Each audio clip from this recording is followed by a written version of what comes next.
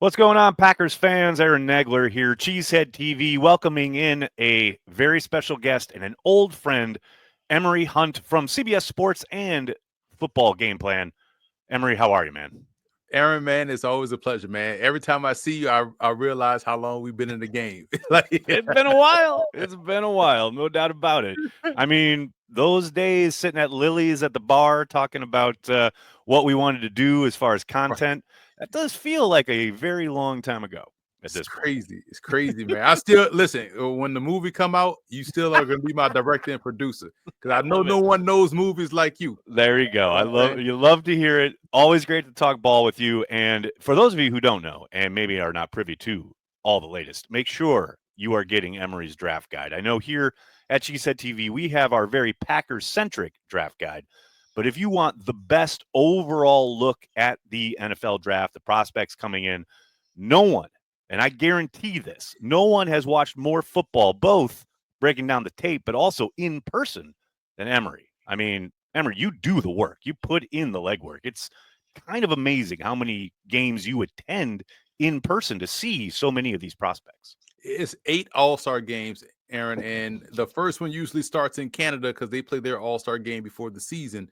Crazy. And so you get that start, and then you work your way through all the states and through all the different All-Star games. And my thing is, if I'm going to go to these All-Star games, you might as well write the reports on the players you watched because Right. otherwise you're just wasting time and money. So I kind of made myself do that because otherwise, like, man, if I'm sitting here, these practices, watching these guys for 3 days in Orlando or 3 days in Fort Worth, might as well just do the work and do the report. And I'm glad COVID happened because it got me to sit down in 2020 and put all this in digital form as opposed to putting it all on YouTube.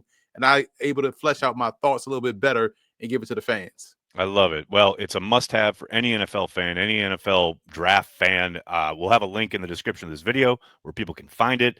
And I did want to start there. As far as this draft class in particular, it is interesting kind of parsing through all the different quotes from general managers and where people think the depth is and where it might be a little thin, etc. What is your kind of 30,000-foot view of this draft class coming in? You know, I always say I'm probably the wrong person to ask that particular question because I go so deep. So for me, especially as a glass half full guy, like Right. I mean, every class is deep, right? But I get the question where okay, maybe how we talk about the running backs, like reminds me of 2017 with you know all those great backs that was in that class. Right. Classes like that. I feel like yes, there are some positions where you're like, oh wow, there's a bunch of these guys, but I would say it's deeper at running back, obviously, it's deeper at offensive line. It's deep to me at cornerback. And I've always said this since, recently we've seen this explosion of the 4 or 5 wide receiver sets in college. No By doubt. nature, you're going to have, more nickel and dime defenses. So obviously, you're going to have corners and DBs that are more plentiful because all of the time on task for both sides. So that's where it's deep. And surprisingly, honestly, I think we have a very good linebacker class, off-ball linebacker class. So I'm There excited you about go. them as well. I love it. It is interesting you bring that up because to me, I kind of bristle at that exact idea that because a class is quote thin at a certain position, fans seem to get so worried or uptight about the fact that, well, that thin position group is one that my team needs. It's like that doesn't mean you can't find talent. That doesn't mean Right. that's not on offer. It's there throughout all 7 rounds and even into the undrafted area. Like this idea that because okay, maybe there aren't as many quote unquote, you know, blue chip players as there may have been in years past. That doesn't mean you can't find a long-term starter on day 3 or even, someplace along all 7 rounds. So I love that you kind of point that out. The fact that yeah, okay, maybe comparative to other seasons, there may be, a slightly less on offer as far as like the blue chip style of player, but man, you can find good football players all throughout 7 rounds every single year.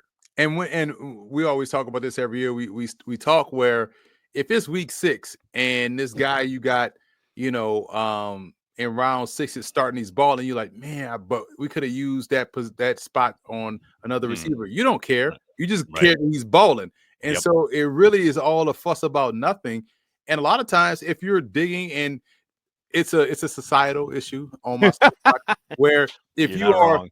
You're yeah, not wrong. you don't want to do the work. So it's like, all right, I don't see what I'm looking for. No, keep digging, and you're Mm. gonna find gold in them there hills. You know what I'm saying? It's so true. It's so true. And that kind of gets driven home every year, but it certainly has occurred in Green Bay more often than not where they've got to do XYZ on day one. The Packers don't do that thing, and Packers fans freak out that Thursday night of the draft.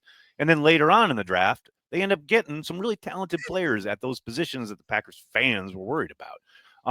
Speaking of the Packers, talking about their draft, areas of need going into this draft, I think, are pretty clear for the Packers as far as you're looking at defensive tackles, you're looking at edge rushers, certainly probably offensive linemen and cornerbacks, although I don't think there's any order there. People always ask me, like, who do you think they're going to take with their first pick? It's like, well, how is the board falling? Like, who is available? What are the tiers? So I did want to start with the defensive tackle position because we've heard a lot about how talented and deep this certain position group is. I'm curious your thoughts as far as not only obviously who would be a good fit in Green Bay, but is this a class and a draft class at this position where you think even if you don't land one of these guys on day one, is it deep enough where you're getting guys who can contribute on day two, or is it still the big talented, really athletic guys? They're still so rare that you got to take that swing on Thursday night. Well, it's interesting because if you look at how everybody's talking about Mason Graham, all right, that's good. That's my number one defensive tackle in the class, so Right. he's probably going to go high. And then people talk about his teammate Kenneth Grant, the nose tackle, that's really good in his own right. And if you look at the first round and how it may shake out, you may only get 2 or 3 D tackles, pure D Right. tackles that are going to go in round one. So that does push some talent down in round 2 for Green Bay. One guy I'm very high on, I think would be an ideal Packer, is Ty Robinson of Nebraska. And maybe I'm a little biased because he wore a single digit, so he easily stands out. But he balls out there, man. It almost reminded me of the old black shirts that when Nebraska was Nebraska, Nice. you knew they just pumped out these D linemen. And Robinson can play any technique up front. He's good off the ball. He plays a run on the way to the quarterback. He shows the ability to pressure, and he's active. If he can't get back in the pocket, hands go up. He's trying to, knock the ball down and do a great job. And so someone like that is very good. I'm also, if we're talking about 5 techniques, someone like that, Tyler Beatty of BYU, Nice. dominant guy, like was able to just walk guys back into the pocket with just straight strength.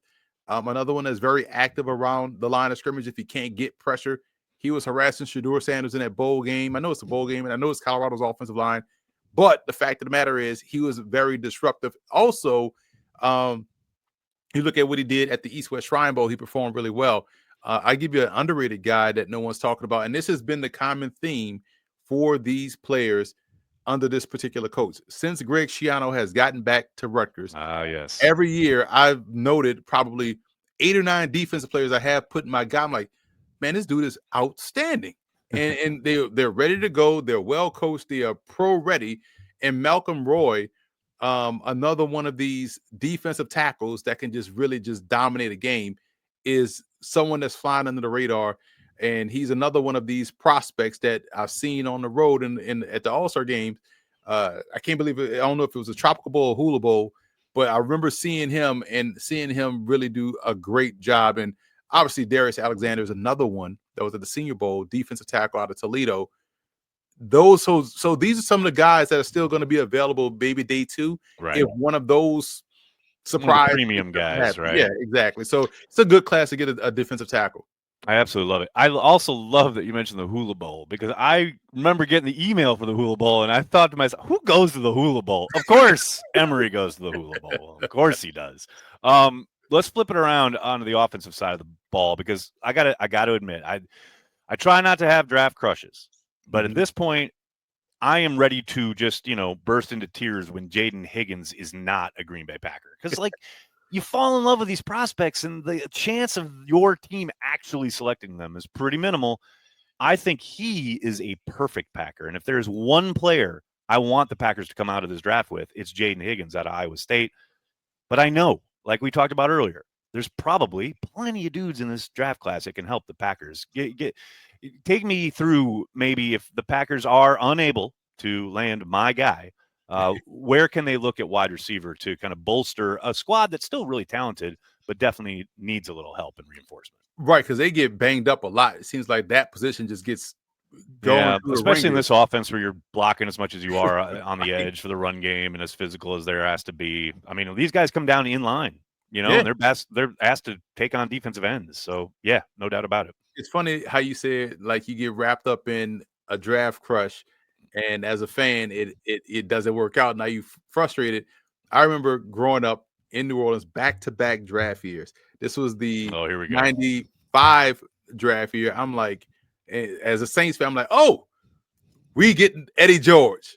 We needed a running back, won the Heisman, best running Here he back. comes. Boom, Chris Naoli. I'm like, What? man, like whatever, right? Then the next year, Oh, we no. need a running back, 96 class. I'm like, this is perfect. We get Warwick Dunn. Nope. Kyle Turley. I'm like, man. So at that point, I'm like, I am done.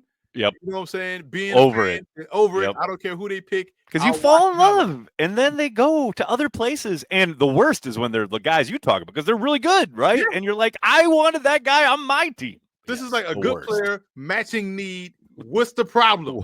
What's not clicking? Right. But for the receivers, it's fascinating because there's, as I'm grading these receivers, there are a bunch of guys. Like I could see how a coach could be frustrated because let's just hang out at TCU, right? Right. Jack Beck, outstanding receiver. Love We this saw kid. him, love the Yes. story. He had the great Senior Bowl game winning touchdown. Right. He's at TCU. JP Richardson was a dog at Oklahoma State, transfers to TCU and put up really good numbers. And it's like, wow, they have 2 NFL receivers. No, they got 3. Savion Williams. So I'm looking at this like he's 6'4, 225, can play running back, and also can go play receiver. But I'm like, why haven't they blown teams out consistently? You got 3 NFL receivers, and you guys are barely winning 7 games, right? But Right. Savion Williams is another one that, again, kind of reminds me a lot of Cordero Patterson. Can be moved around the formation, even in the backfield as a running back, and he's very good. But if you're talking about guys that could probably go to Green Bay and fit and be moved and block rather well, 2 Florida guys. Shamir DK, who was at the Hula Bowl, got the call up to the Senior Bowl, and we saw him and his speed being able to get deep down the field.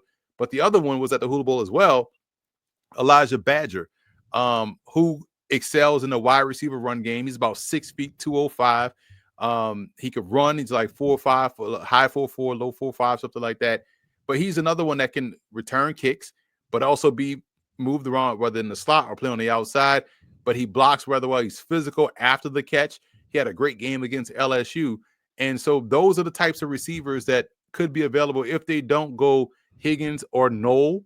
His teammate is funny. There's a lot of teammates that are good draft prospects in this class, but Jalen Knoll is another one. If you don't like, if Higgins is not their cup of tea, but you can't go wrong with any one of these receivers.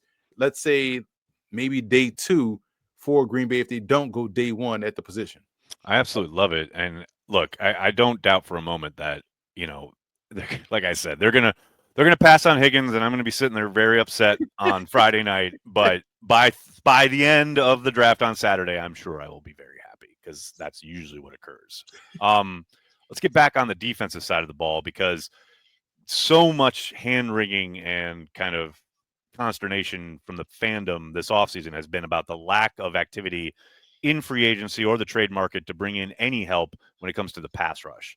And I understand kind of why the Packers sat on their hands as far as what was available. Really not worth the money that a lot of these guys got, or especially early in free agency. Guys are almost always going to get overpaid. Didn't really find a fit there. But when you look at the edge class and you talk about Packers sitting at 23, I don't know if there's a premium guy that makes it there. I mean, Shamar Stewart is the one guy who people keep talking about. He's on the cover of our draft guide, which guarantees he won't be a Packer. But, obviously getting past that point at 23, again, we go back to what we talked about at the start. It feels like, oh, if you're not getting a first round pass rusher, it's over. But it feels like there's some guys who, yeah, maybe will slip a little bit, but can still help you, especially like right out of the gate with some ability and some NFL traits that maybe need some refinement, but certainly there's still talent there past day one. Uh, Listen, as I have gotten older, Aaron, I feel like sometimes I like I'm sitting on the dock of the bay and looking out, and I'm thinking like, man, the fans so focused on the first round because Yes. we kind of made them that way because all we talk about is the first round, right? Like we created this We monster. did. We did. Yes. So Well, that's why we do this video every year, Emory, to try and right, combat this. right, Correct. exactly. Try to Correct. expand their vision cone. You know what I'm saying? Widen the gaze. Exactly, because when you think about, okay, if you can't get the guy you want right there in the first round, but you go and zoom out, you're like, man, there's some really good players. Like Jack Sawyer is a really good defensive end / edge guy, depending on how you want to use him defensively. I know Donovan is a Oh, Raku love that from kid. Boston College. Love him. Active is, he's always around the football. Maybe he's a little bit one dimensional as a rusher, but that Right. one dimension is pretty doggone good, and he's always around the ball. Right. Obi as Zegbo out of Oklahoma State. What's cool about his story, he was a Division II dynamite at Gannon University, which is in the PSAC in Pennsylvania, and he transfers this last year to go play at Oklahoma State and had like 3.5, 4 sacks, something like that. Had a really good game against Arkansas in the opener. So he still has upside because he's gotten, he finally you saw the He's kind of seeing the growth and the exactly, potential. especially Right. that he was playing D2 talent and goes past FCS to Power 4. And okay, now we get to see a true 1-to-1. And he was doing really well. I always am a big fan of Landon Jackson.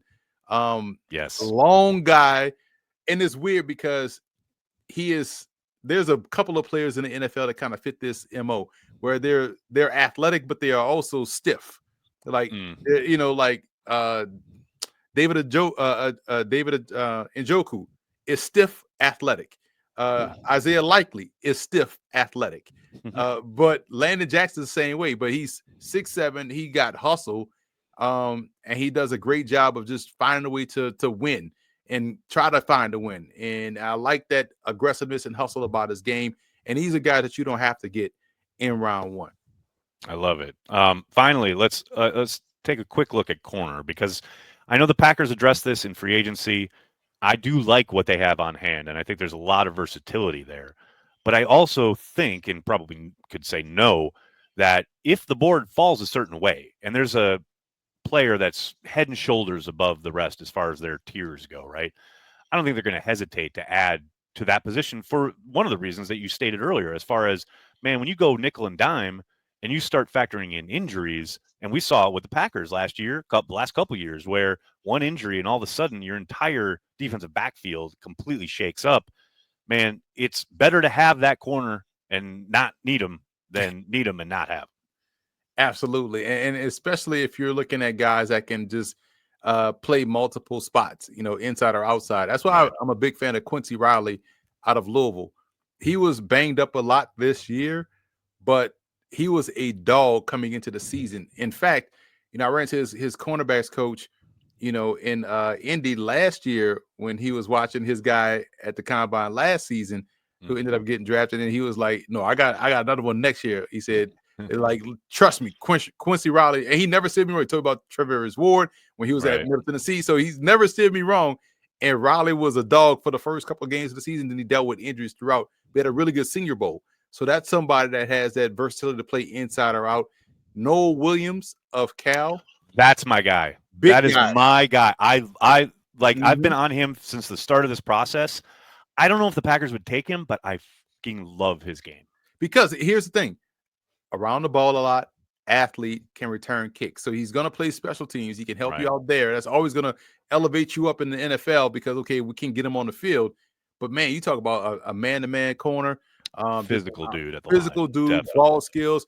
And Isis Waxter of Villanova. I called the Villanova Monmouth game, and there's a bunch of talent there, right? There's a bunch of scouts there because Monmouth had the running back Sony Into that's 5'11", 235. They had 24 rushing touchdowns this season. Crazy, bro. There's a bunch of 1-yard touchdown runs, but he is money. So he's in his draft class. So I was like, oh, they probably here to see Sony. And but then they also there to see Chuck Smith, the fourth, the pass rusher, right? We're getting old. And yeah, we are. And they was there to see Isaac Waxter, who's a big 6'1", 205-pound corner. And Waxter went ahead and went down to the Shrine Bowl and had a great week there. So he was able to match up, against these FBS G5 / Power 5 receivers and hold his own. And so that's another one that can help you out, because he can also play that shallow defender, that slot defender, keep you strong against the run, but also can get out there and man up versus these bigger wide receivers. Man, and that's something you want. That's something you need in today's NFL. There's no doubt about it. Emory, you are an absolute legend. I cannot tell you how much I enjoy talking to you each and every year around this time. Like I said earlier, link in the description of this video for Emory's draft guide. Make sure you cop it. It's so good. Emory, thanks so much, man. Appreciate you, Aaron. Always a pleasure, man. I would say go Pack, but listen. I get it, man. I'm dating a Saints fan, so trust me. Like I got the whole Saints thing on lock. It's all good. I see you down in my neck of the woods often. I was like, they're gonna give you add EUX to the end of your last name. So good. Emory, I appreciate you, man. Have a good day. Right.